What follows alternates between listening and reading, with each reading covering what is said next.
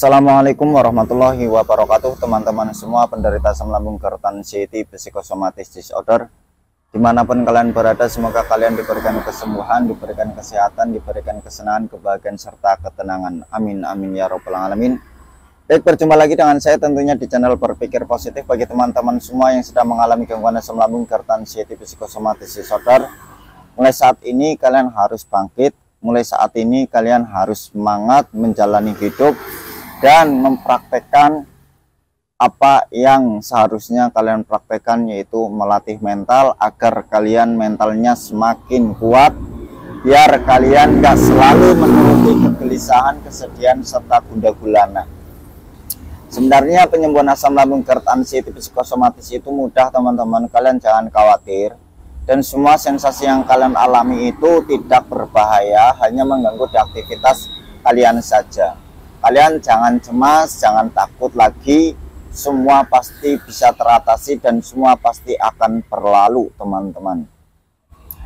Baik, bagi teman-teman yang baru saja bergabung, alangkah baiknya subscribe terlebih dahulu. Jangan lupa tekan tombol like-nya, komen, serta share video ini kepada teman-teman yang sedang mengalami gangguan asam lambung, GERD, anxiety, psikosomatis disorder. Sesi kali ini saya akan membahas tentang cara saya melatih mental dan mengabaikan pikiran yang negatif. Maka dari itu kalian semak video ini, tonton video ini sampai selesai agar kalian paham. Kalau kalian paham, maka kalian cepat keluar dari gangguan anxiety disorder. Jangan di-skip biar kalian nggak gagal paham, biar kalian nggak salah paham, teman-teman. Memang penderita anxiety disorder itu cenderung lebih menerima hal-hal yang negatif daripada menerima hal-hal yang positif. Dan saya pun dulu ya heran, sehingga mental saya pun seketika itu anjlok, seketika itu down, karena apapun itu jadi saya takutin. Bagi penderita asam lambung, GERD, anxiety, psikosomatis disorder itu benar-benar mentalnya itu benar-benar anjlok dan benar-benar down. Dari kedownan itu maka memicu dari kecemasan dan ketakutan. Karena walaupun hal itu tidak berbahaya, bagi penderita anxiety disorder itu ditakutin. Seperti takut dengar ambulan, takut dengar burung di malam hari, takut di keramaian, takut dengar orang sakit, takut dengar kabar duka, takut di rumah sendirian, mau mandi takut, di sore hari takut, sensasi muncul, gelisah, sedih, mau tidur takut.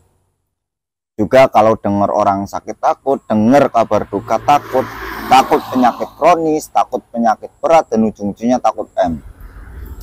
Nah, dari itu ketakutan yang berlebih, kecemasan yang berlebih memicu daripada kecemasan, memicu daripada psikis, teman-teman, alias mental. Nah, dari mental itu maka menumbuhkan suatu sensasi yang kita kenal dengan istilah 1001 sensasi. Mulai dari ujung kepala sampai ujung kaki, sesuai pengalaman saya, keliengan, kepala berat, kepala sakit, kepala pening, terus mata pandangan itu seperti tidak nyata, seperti nyata dan tidak nyata, tiba-tiba mata gelap, itu rambut rontok, terus telinga berdenging, hidung tersumbat, kerongkongan mengganjal, lalu leher belakang itu menegang, dada di bagian kanan kiri, bahkan ulu hati pun sakit, perut panas, kedutan, celekat-celekit, ngos-ngosan, gampang capek, gampang lelah, biar-biaran, juga keringat dingin, semutan di area tangan, sakit tembus sampai ke pinggang, jantung berdebar-debar, nafas berat, betis sakit, terus seluruh tubuh itu menegang, seluruh tubuh itu nggak nyaman, berdiri lama itu gemetar, belum lagi sempoyongan, belum lagi kebas, juga perut itu begah, sering sekali mengalami begah, sehingga mempengaruhi ke aluran pernafasan kita. Jadi nafas semakin berat. Karena apa? Karena kita lagi kena gangguan anxiety disorder alias psikis, teman-teman. Nah, maka apa yang harus kalian lakukan? biar kalian itu tidak takut berlebihan, agar kalian memiliki mental yang kuat seperti baja, maka mulai yang pertama kalian itu harus hindari hal-hal yang negatif terlebih dahulu. Karena setiap orang itu memiliki database, teman-teman. Apa yang kalian lihat, terutama kalau kalian sering melihat hal-hal yang negatif, maka database kalian itu ya isinya hal-hal yang negatif. Kalian sering menonton video-video yang menegangkan, maka database kalian itu ya hal-hal yang menegangkan, itu juga termasuk negatif. Kalian sering juga menonton perihal kecelakaan, perihal orang sakit, perihal kabar duka, atau hal-hal yang buruk yang lainnya. Itu juga akan menjadikan database kalian itu menjadi negatif.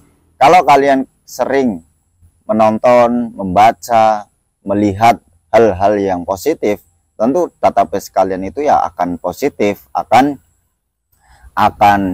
jernih dibanding kita menonton hal-hal yang negatif itu.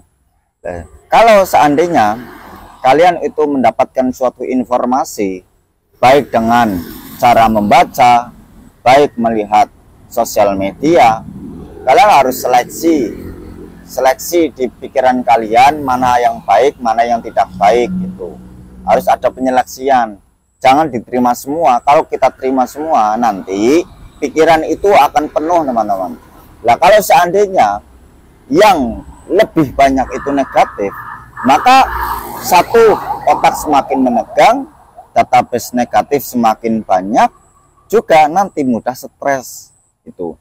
Nah, langkah yang harus kalian lakukan biar kalian memiliki mental yang kuat, biar kalian memiliki pola pikir yang jernih alias positif, maka ada 7 langkah yang harus kalian lakukan sesuai pengalaman saya, melatih mental, mendobrak mental, cara saya mengatasi pikiran-pikiran yang negatif gitu. Langkah yang pertama, kalian itu harus puasa terlebih dahulu, puasa sosmed, teman-teman. Diusahakan kalau bangun pagi jangan langsung main HP. Itu sesuai pengalaman saya. Juga kalian harus harus memperbanyak aktivitas-aktivitas yang nyata saja daripada kalian melakukan aktivitas-aktivitas yang ada di sosmed gitu. Tapi kalau seandainya kerjanya melalui HP gimana, Mas? Ya secukupnya saja, kalian dijadwal, kalian buatlah waktu biar kalian itu pikirannya nggak mudah terganggu oleh informasi-informasi yang ada di sosial media, baik TikTok, baik YouTube, baik Instagram ataupun Facebook dan sebagainya. Itu maka harus puasa terlebih dahulu, puasa memegang HP alias bermain sosial media. Nah, cenderung orang yang kebanyakan main HP itu lebih mendapatkan informasi-informasi yang nggak ada hubungannya di kehidupan kalian, penderita asam lambung hipertensi tipis psikosomatis. Contoh, kalian kalau kebanyakan main HP sehingga kalian itu mendapatkan informasi seperti politik, seperti kasus yang sedang viral, seperti hal-hal yang terbaru di saat ini. Nah, itu menjadikan pikiran kalian itu berat, pikiran kalian itu penuh. Nanti kalian susah mengendalikan pikiran-pikiran yang negatif itu. Pokoknya kalau sore kalian itu harus diisi dengan jalan-jalan sore, jangan bermain HP. Karena penderita asam lambung hipertensi tipis psikosomatis itu rawan sekali kalau sore itu cemas, gelisah, sensasi itu bermunculan. Maka jangan bermain HP di sore hari, juga jangan main HP di pagi hari. Pokoknya lalu kapan, Mas? Main sosmednya, main HP-nya, sosial medianya. Lah, maka kalian harus program. Alangkah baiknya main HP-nya itu ya waktu-waktu habis isyaan lah, sekitar jam 7:30 sampai jam 8:30 saja. Pokoknya jangan keseringan main HP gitulah. Nanti dikhawatirkan kalian mendapatkan informasi-informasi yang tidak manfaat, yang mengganggu di otak kalian, pola pikir kalian. Pokoknya hindari main HP. Yang paling utama itu kalian hindari HP di waktu pagi dan sore. Itu yang paling penting, di waktu pagi dan sore. Maka harus puasa. Namanya puasa kan enggak 24 jam, ada batasnya ya. Kalian itu cuma puasa di waktu pagi sampai siang itu. Juga kalian sore hari itu harus puasa bermain sosial media alias kebanyakan main HP. Terus langkah yang kedua, yaitu kalian harus sering melakukan aktivitas-aktivitas yang menurut kalian senangi, teman-teman. Dan itu akan membantu bagi kalian, itu akan teralihkan daripada memikirkan sensasi-sensasi yang kalian alami. Itu sesuai pengalaman saya. Semakin kalian melakukan atau menyibukkan diri melakukan aktivitas yang kalian senangi, tentu lama-kelamaan kalian akan lupa terhadap sensasi. Juga tentu kalian akan semakin membaik mentalnya. Karena orang yang sedang kena psikis alias mentalnya lagi down, itu sedang sedang susah sekali senang, susah sekali bahagia, apalagi tenang. Maka dengan cara biar mental semakin kuat, maka sering melakukan aktivitas-aktivitas yang membuat kalian itu senang, bahagia, dan tenang. Juga manfaatnya kalian akan lupa terhadap sensasi, baik sensasi itu tidak horor ataupun sensasi yang horor. Tapi bagi penderita anxiety, sekalipun itu tidak horor sensasinya, menurut penderita anxiety disorder itu adalah sesuatu yang serius, sesuatu yang horor begitu. Padahal walaupun tidak terasa banget, tapi dirasa-rasakan banget, dilebih-lebihkan oleh penderita anxiety disorder. Terus langkah yang ketiga, kalian harus bersosial atau berinteraksi, teman-teman. Atau kalian itu menyibukkan dengan cara seserawungan lah, bersosial. Dengan cara kalian bersosial, dengan cara kalian itu menyibukkan diri dengan ada lawan bicaranya, nanti kalian itu mentalnya akan semakin kuat. Sekalipun kalian di saat interaksi bersosial sensasi itu bermunculan, kalian diusahakan jangan pulang, teman-teman. Diusahakan tetap di tempat tersebut.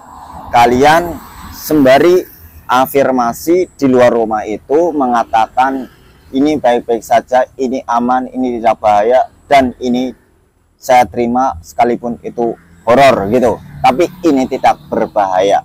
Pokoknya seperti itu. Juga lebih utamakan tidak hanya sekitar sosial sih, tapi berkontribusi, teman-teman. Orang yang sering berkontribusi atau membantu atau bersedekah, itu kan akan menjadikan suatu kebahagiaan tersendiri. Orang yang memberi daripada orang yang menerima atau yang mendapatkan, itu lebih senang atau lebih bahagia orang yang memberi daripada orang yang menerima sebenarnya, teman-teman. Asli itu, kebahagiaan, ketenangan yang hakiki itu adalah orang yang memberi daripada orang yang menerima. Maka berkontribusi dengan orang-orang yang sedang membutuhkan bantuan, yang sedang dalam kesusahan. Kalian ada sedikit rezeki, kalian ada sedikit duit gitu, kalian berbagilah, bersedekahlah, nanti akan menimbulkan suatu kebahagiaan, kesenangan, dan ketenangan, teman-teman. Nah, itu juga akan membantu ke psikis kalian semakin meningkat, kepercayaan kalian juga akan semakin meningkat. Dan dari situ kalian akan memiliki mental yang sedikit membaik, mental yang kuat, mental yang stabil. Juga pikiran kalian itu akan kembali ke setelan pabrik alias pikiran yang positif, teman-teman.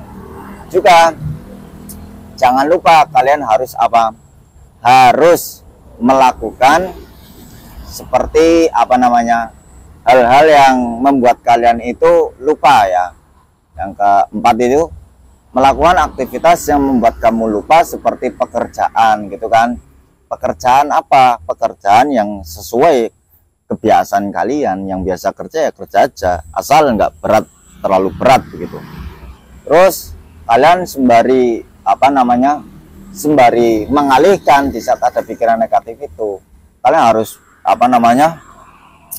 harus menangkap pikiran-pikiran negatif itu. Kalian tangkap, ini juga pola pikir dulu kan. Ini juga pola pikir yang biasa datang kan. Terus kalian juga harus apa namanya, harus mencermati teman-teman. Ini hanya pola pikir lama. Ini hanya pola pikir lama yang tiap hari berdatangan. Pokoknya saya terima dan saya tangkap pikiran-pikiran ini dan saya cermati.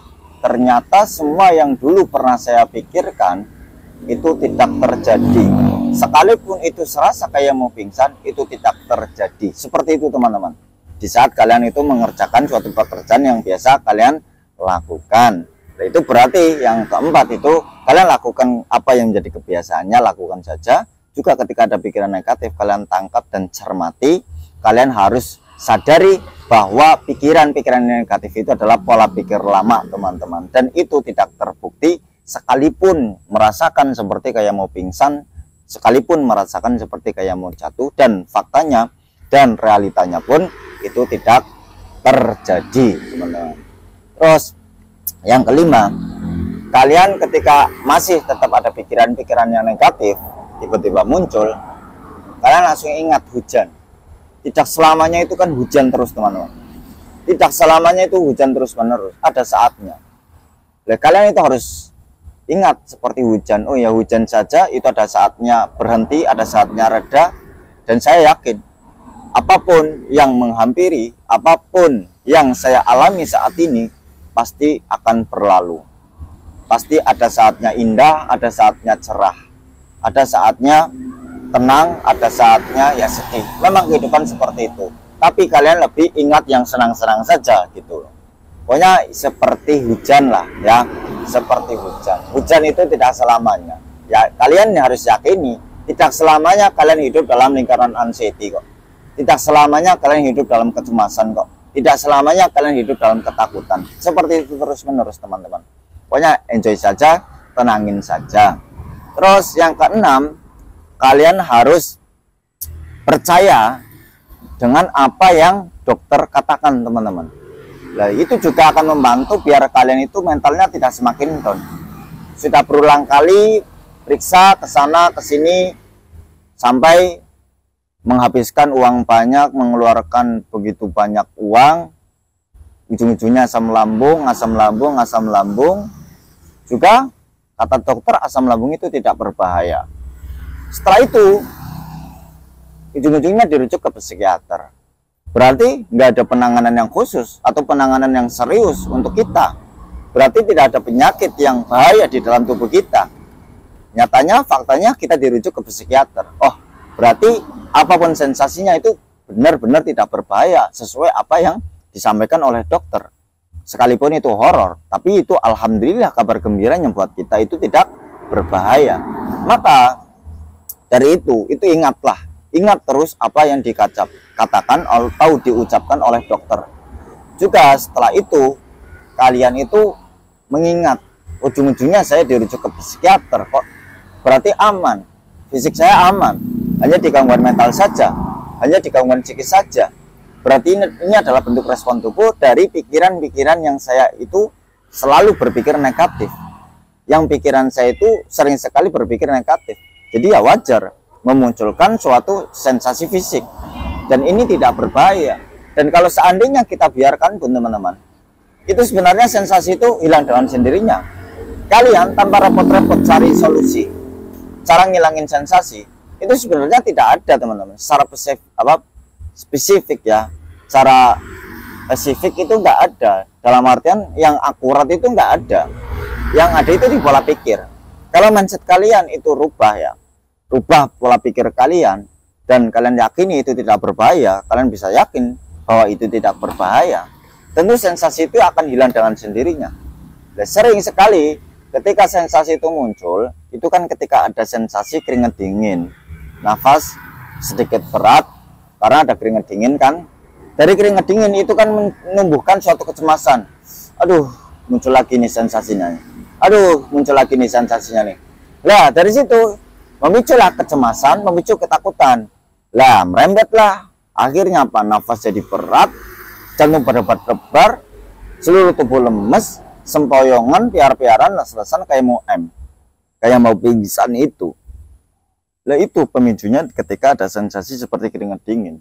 Kalau seandainya kalian langsung netralkan ketika ada keringat dingin dengan minum air hangat, lalu kalian olah nafas, kalian afirmasi di saat di dalam rumah ataupun di luar rumah, kalian katakan, maka itu akan sedikit meredakan kesetresan kalian, meredakan kecemasan dan ketakutan kalian, teman-teman. Pokoknya kalau ada keringat dingin, kalian tenangkan. Kemarin juga saya ngalamin seperti ini, kemarin juga saya ngalamin seperti ini, nyatanya aman-aman aja, nyatanya nggak pingsan, nyatanya nggak jatuh. Seperti itu, teman-teman. Kalian minum air hangat, juga olah nafas setelah minum air hangat itu untuk menetralisir, untuk meredakan, biar kalian itu reda. Jangan malah diikutin pikiran-pikiran negatif itu. Begitu ada keringat dingin, sensasi keringat dingin, sempoyongan, terus pikiran negatif muncul, kalian ikutin. Itu salah besar, teman-teman. Kalian harus lawan itu pikiran-pikiran yang seperti itu. Pokoknya jangan kebanyakan mengikuti pikiran-pikiran yang negatif itu. Kalau semakin menurutin, sering mengikuti pikiran negatif, semakin kacau, teman-teman. Ujung-ujungnya kena serangan panik. Ujung-ujungnya kacau balau kan, cari rumah sakit, cari klinik. Karena apa? Karena serangan panik. Padahal ya serangan panik itu mudah diatasi, teman-teman. Gitu. Terus yang ketujuh, hindari searching, teman-teman. Dengan cara kita menghindari searching, kita akan membantu pikiran kita itu stabil, membantu pikiran kita itu nggak aneh-aneh, pikiran kita nggak ngacau alias nggak kemana-mana.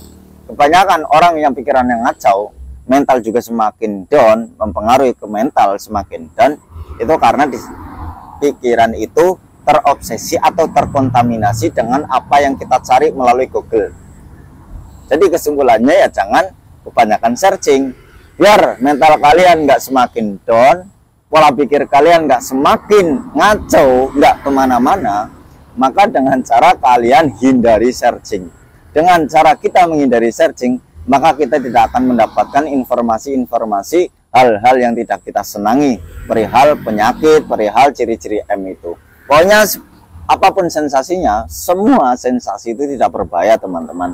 Nah, terus itu pegang secara erat, lakukan secara kontinu, secara konsisten 7 langkah itu. Nanti lama-kelamaan mental kalian akan kuat, mental kalian akan membaik, teman-teman.